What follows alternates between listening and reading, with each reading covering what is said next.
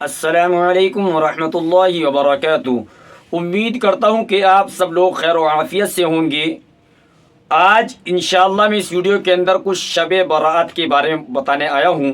دعا کریں کہ اللہ رب العزت ہم صحیح بات کہنے اور ہم سب کو ان تمام باتوں پر عمل کرنے کی توفیق عطا فرمائے۔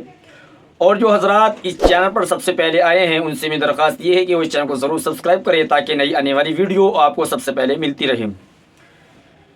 دیکھیے، شعبان معظم کے مہینے کے اندر اللہ کے رسول صلی اللہ علیہ وسلم کا معمول تھا کہ آپ صلی اللہ علیہ وسلم اس مہینے کے اندر سب سے زیادہ روزے رکھا کرتے تھے۔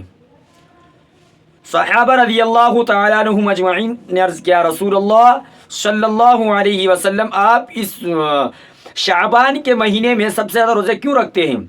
تو آپ صلی اللہ علیہ وسلم نے ارشاد فرمایا کہ اس مہینے کے اندر اعمال پیش کیے جاتے ہیں، اور میں یہ چاہتا ہوں، میری تمنا یہ ہے کہ جس وقت اعمال پیش ہو تو میں روزے دار ہوں، میں روزے سے ہوں۔ تو یہ شعبان کا مہینہ بڑا عظمت والا مہینہ ہے، برکتوں والا مہینہ ہے، لیکن ہم اس کے اندر کوتاہی برتتے ہیں، غفلتیں برتتے ہیں۔ اور ایک بات یاد رکھنا کہ جو 15 شعبان کی جو رات ہوتی ہے نا، ایک عبادت کی رات ہوتی ہے۔ ہم لوگوں نے بجائے عبادت کے ہم نے اس رات کو ایک تہوار کی شکل دے دی ہے، اور اس طریقے سے بائکوں پر گھومتے ہیں، اس طریقے سے رات کو گزارتے ہیں کہ جس طرح کوئی تہوار کے اندر ہم بائکوں پر گھومتے ہیں، کہیں بریانی کھانے جا رہے ہیں، کئی فلاں قبرستان کے اندر جا رہے ہیں۔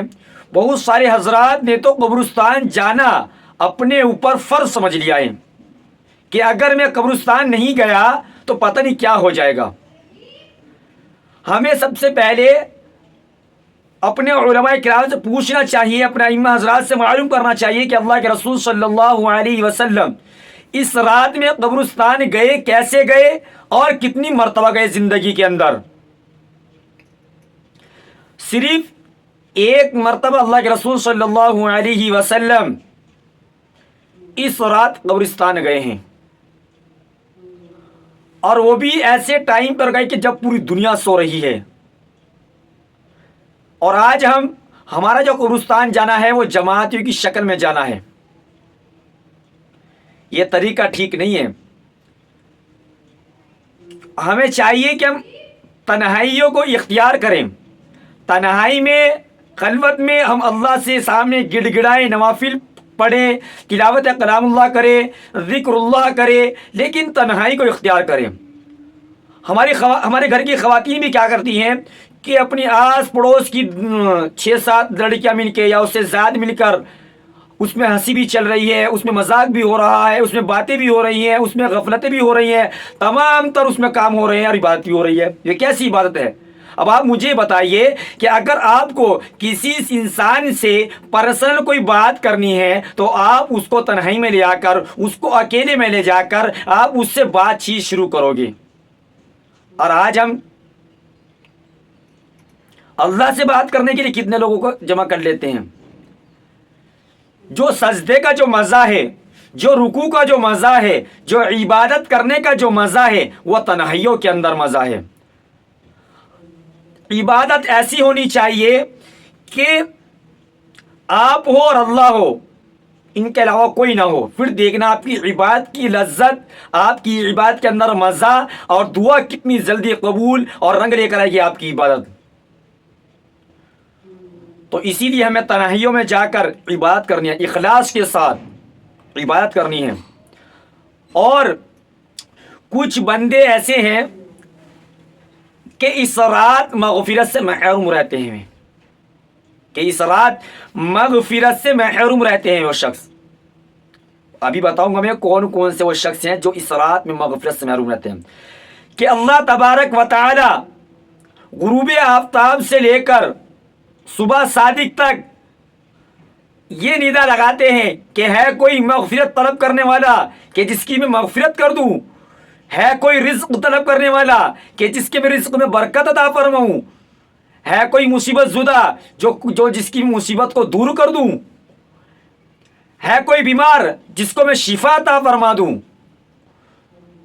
تو میرے بھائیوں اور بزرگوں اور دوستوں، اللہ سے مانگو، اللہ دے گا۔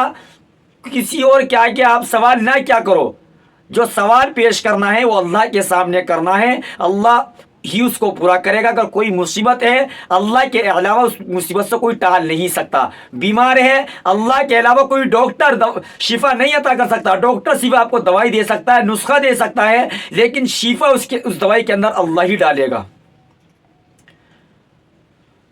تو اللہ رب العزت تمام تر گنہگار کی شب برات کے اندر مغفرت کر دیتے ہیں، ہر تمام کی گنہگار، لیکن چند لوگ ایسے ہیں کہ ان کی مغفرت نہیں ہوگی۔ الگ الگ روایتیں ہیں، کسی کے اندر 4 کا ذکر ہے، کسی کے اندر 8 کا ذکر ہے، کسی کے اندر 10 کا ذکر ہے۔ تو یاد رکھنا، مشرک جو نمبر 1 پر آتا ہے، مشرک یعنی کہ اللہ کے ساتھ کسی کو شریک کرنا، ایسے انسان کی مغفرت نہیں ہوگی۔ یعنی کہ اللہ کی بھی عبادت کرتا ہے اور کسی اور کو بھی پوجتا ہے، تو یہ شرک ہے۔ شرک کی اللہ مغفرت نہیں کرے گا۔ اللہ چاہے تو معاف کر سکتا ہے، لیکن اللہ نے وعدہ کر لیا کہ شرک کرنے والے کی اور ایک کفر کرنے والے کی میں مغفرت نہیں کروں گا، کیونکہ اللہ نے وعدہ کر لیا۔ اسی طریقے سے دل کے اندر کینہ رکھنے والا، کسی کے لیے بغض، نفرت، حسد، جلن یہ رکھنے والا، ایسے انسان کی بھی اس رات کے اندر مغفرت نہیں ہوگی۔ اور بلا وجہ کسی سے قطع تعلقی ختم کر دینا، ایسا شخص بھی جنت میں نہیں جائے گا۔ اور دوسری بات، نمبر 4، والدین کا نافرمان، ایسا شخص بھی جنت میں نہیں جائے گا، کیونکہ اللہ کے رسول صلی اللہ علیہ وسلم نے ارشاد فرمایا، رضا الربی فی رضا الوالد و سخط الربی فی سخط الوالد۔ اللہ کی رضامندی والد کی رضامند میں ہے، اور اللہ کی ناراضگی والد کی ناراضگی میں ہے۔ تو میرا بھائیو یاد رکھنا کہ والدین کی نافرمانی کرنا کتنا سنجید جرم ہے، کتنا بڑا گناہ ہے کہ ماں باپ کی نافرمانی کرنا۔ اور ایک جگہ اور ارشاد فرمایا اللہ کے رسول صلی اللہ علیہ وسلم نے، الجنت تحت اقدام الامہاتی، جنت ماں کے قدموں کے نیچے ہے۔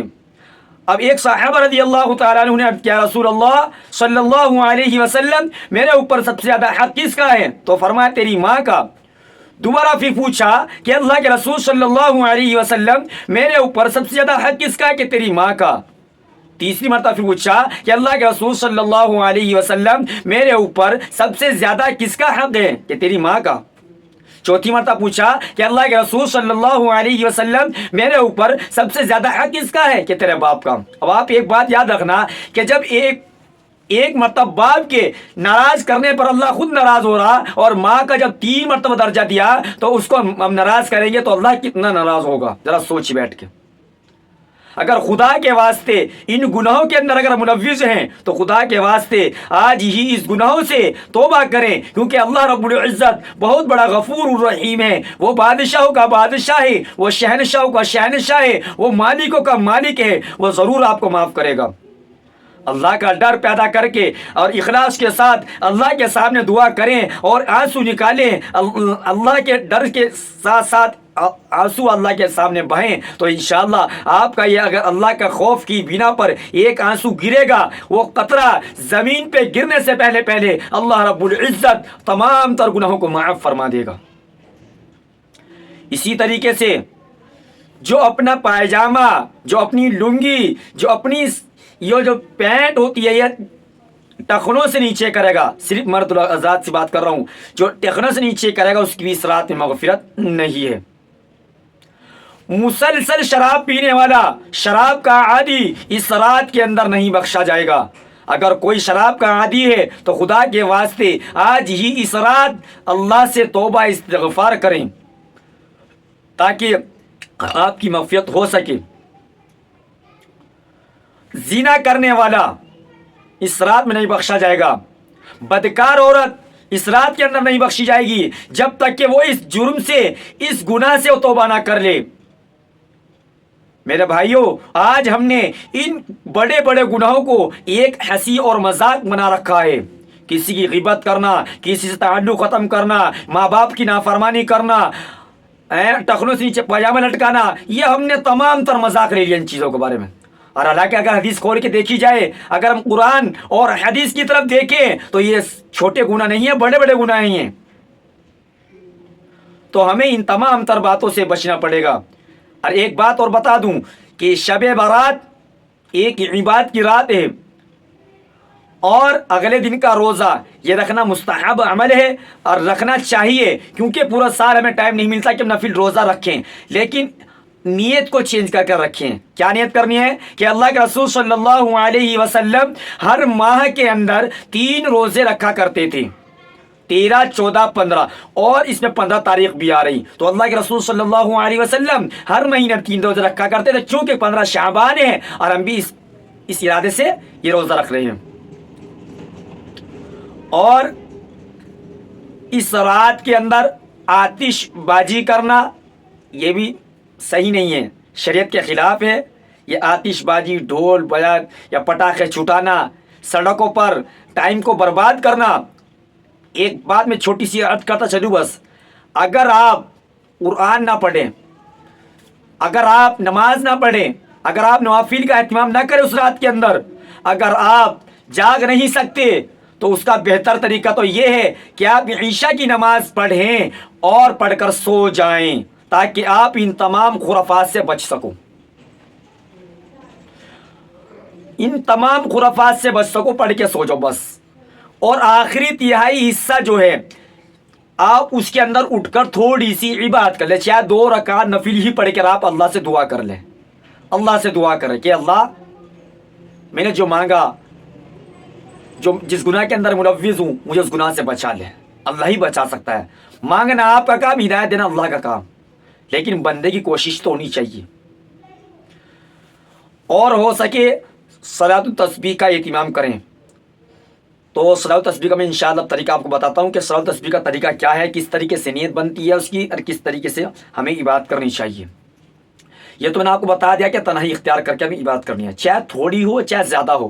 ہمیں تنہائیوں میں عبادت کرنی ہے تو مزہ کچھ الگ ہی آئے گا، لطف الگ ہی آئے گا. تو صلاۃ التسبیح جو ہے 4 رکعت کی اس کی نیت بنتی ہے، اور 4 رکعت نفل. اصل ارادہ دل کے ارادے کا نام ہے. جب آپ نے ارادہ کر لیا کہ میں صلاۃ التسبیح پڑھ رہا تو زبان سے کہنے کی ضرورت نہیں. اگر زبان سے کہہ رہے 4 رکعت نماز نفل صلاۃ التسبیح پڑھو واسطے اللہ تعالیٰ کے رخ میرا کعبہ شریف کی طرف، اللہ اکبر. جب آپ نیت باندھو گے، ہاتھ باندھو گے، تو پہلے سب سے پہلے آپ ثنا پڑھیں گے. اس کے بعد تعوذ یعنی اعوذ باللہ من الشیطان الرجیم. اس کے بعد تسمیہ یعنی کہ بسم اللہ الرحمن الرحیم آپ پڑھو گے. اس کے بعد 15 بار کھڑے ہو کر قیام کی حالت میں سبحان اللہ والحمد للہ ولا الہ الا اللہ واللہ اکبر، یہاں تک اگر پورا پڑھ لو کوئی دقت نہیں ہے، لیکن یہاں تک 15 بار پڑھنا ہے آپ کو. پھر آپ رکوع کریں گے. رکوع میں جانے کے بعد پہلے آپ 3 بار یا 5 بار 7 بار جتنی آپ پڑھنا چاہو سبحان ربی العظیم. اس کے بعد 10 مرتبہ پھر یہی کلمات آپ کو پڑھنے ہیں. تیسرا کلمہ سبحان اللہ والحمد للہ ولا الہ الا اللہ واللہ اکبر. پھر آپ سمیع اللہ لمن حمدہ ربنا لک الحمد کہنے کے بعد 10 مرتبہ یہاں پڑھیں گے. پھر آپ سجدے میں جائیں گے، اللہ اکبر کہیں گے، پھر وہاں پڑھیں گے سبحان ربی الاعلی. اس کے کہنے کے بعد پھر 10 مرتبہ پڑھیں گے. پھر آپ جو ہیں سجدے سے پہلے بیٹھ جائیں، اس کو ہم جلسہ بولتے ہیں. جلسے کے اندر بھی سبحان اللہ والحمد للہ ولا الہ الا اللہ واللہ اکبر 10 مرتبہ یہاں. پھر دوسرا سجدے کے لیے جائیں 10 مرتبہ. پھر سجدے سے سیدھا کھڑا رہو، پہلے بیٹھ کر 10 مرتبہ یہ تسبیح پڑھیں آپ سبحان اللہ والحمد للہ ولا الہ الا اللہ واللہ اکبر یہ پڑھیں. اس کے بعد بغیر اللہ اکبر کہے آپ کھڑے ہو جائیں. اسی طریقے سے آپ 4 رکعت مکمل کریں. 1 رکعت 75 مرتبہ تسبیح ہونی چاہیے، اور اگر کبھی آگے پیچھے ہو جائے تو اگلی رکعت جیسے کسی میں اگر کم پڑی گئی تو وہ آگے رکعت مکمل کر لے. 300 مرتبہ یہ ہونی چاہیے پوری صلاۃ تسبیح کے اندر. تو امید کرتا ہوں کہ آپ لوگوں کو یہ باتیں سمجھ میں آ گئی ہوں گی. اب دیکھیے چلتے چلتے ایک بات اور بتاؤں گا میں آپ کو کہ جب کوئی دین کا کام کرتا ہے نا تو شیطان جو ہے ان کو بدعات کے اندر ڈال دیتا ہے. میری بات سمجھ رہے ہیں آپ؟ جیسے کہ ہم حلوہ پکانے میں لگ گئے، اچھے کھانے بنانے میں لگ گئے. اچھی بتاؤ، اگر خواتین کو اگر ہم کھانے پکانے میں لگا دیا، حالانکہ اس کا کہیں ثبوت ملتا تو نہیں، لیکن اگر آپ نے انہیں لگا دیا، وہ عبادت کب کریں گی؟ وہ اللہ کے سامنے دعا استغفار کب کریں گی؟ آپ نے پورا ٹائم کو دے دیا کھانا بنانے کے اندر، تو وہ عبادت کب کریں گی؟ تو خدا کے واسطے ایسی حرکت نہ کیا کرے جو قرآن اور حدیث کے اندر ہے ہی نہیں، جو اللہ کے رسول صلی اللہ علیہ وسلم نے بتایا ہی نہیں ہمیں. اب یہ شیطانی دھوکہ ہوتا ہے کہ آپ کو بدعات کے اندر لگا دیتا ہے. تو اس چیز سے پرہیز کریں، اپنا عبادت کریں. اگر عبادت نہیں کر سکتے تو آپ پھر بہترین طریقہ ہوا کہ آپ عشاء کی نماز پڑھیں اور پڑھ کر سو جائیں. فجر کی نماز لیکن ضرور پڑھیں. اللہ عمل کی توفیق عطا فرمائے. ملتے ہیں نیکسٹ ویڈیو. جب تک کیا مجھے اجازت ہے. السلام علیکم ورحمۃ اللہ وبرکاتہ.